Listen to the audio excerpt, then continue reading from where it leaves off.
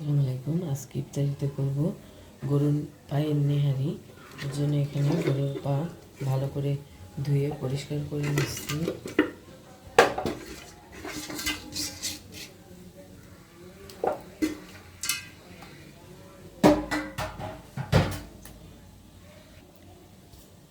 এখন দিব তেজপাতা, গরম মশলা,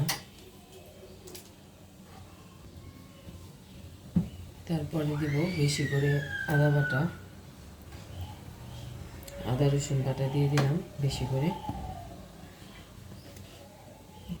এখন দিব একবারে সামান্য পরিমাণ হলুদ, কালারটা আসার জন্য হলুদের গুঁড়া দিব।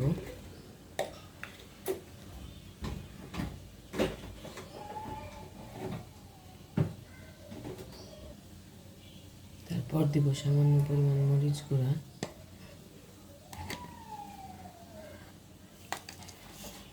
লবণ দিব স্বাদ মতো। এখন অল্প দিব, পরে পানি কমে আসার পরে দেখে আবার দিব লবণ। এখন দিব সামান্য তেল, লাস্টে এটা বাগার দিব, তখন আবার তেল দিয়ে বাগার দিব। আর কোনো মশলা দিব না। এখন আমি হাতে ভালো করে মেখে নিব। নেহারিতে আদা রসুন বাটাটাই বেশি লাগে। আমি হাত দিয়ে খুব ভালো করে মেখে নিচ্ছি। এখন আমি 5-6 ঘন্টা রান্না করে নিব।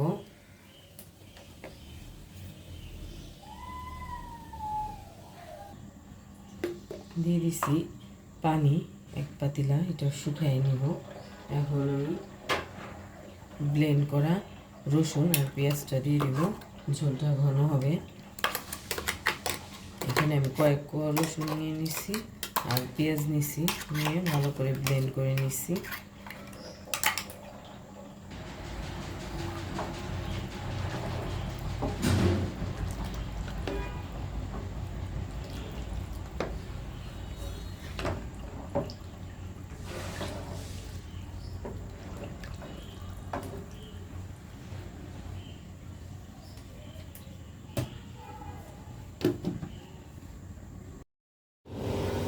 এই যে পানিটা শুকিয়ে গেছে, আর একটু শুকাবে।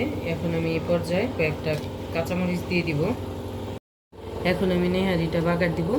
এর জন্য তেল দিয়ে দিচ্ছি কড়াইতে, তেল গরম হয়ে গেছে। দিয়ে দিলাম 2টা শুকনো মরিচ, রসুন কুচি, পেঁয়াজ কুচি। এগুলো আমি ভালো করে একটু লাল করে ভেজে নিব।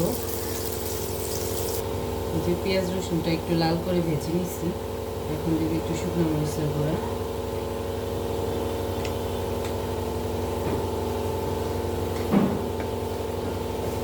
একটু এটার সাথে ভালো করে ভেজে নিব। কালারটা ভালো আসবে একটু।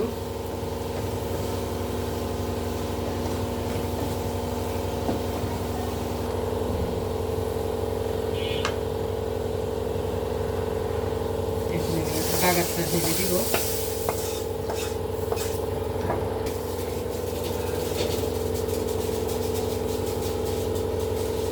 দিব একটু ভাজা জিরার গুঁড়া।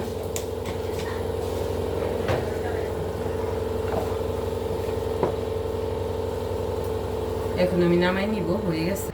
আজকের ইফতারে আছে এখানে গরুর নেহারি, এখানে মুড়ি মাখার জন্য আলুর চপ, বেগুনি, ফুলুরি, পেঁয়াজু, ঘুমলি, বুট, খেজুর, এখানে আছে ফল, মালতা, আপেল, আর হচ্ছে বাঙ্গি, এখানে মাঠা, শরবত, এখানে মুড়ি মাখার জন্য পেঁয়াজ, ধনেপাতা, কাঁচামরিচ, শসা, টমেটো এগুলো কেটে নিচ্ছি।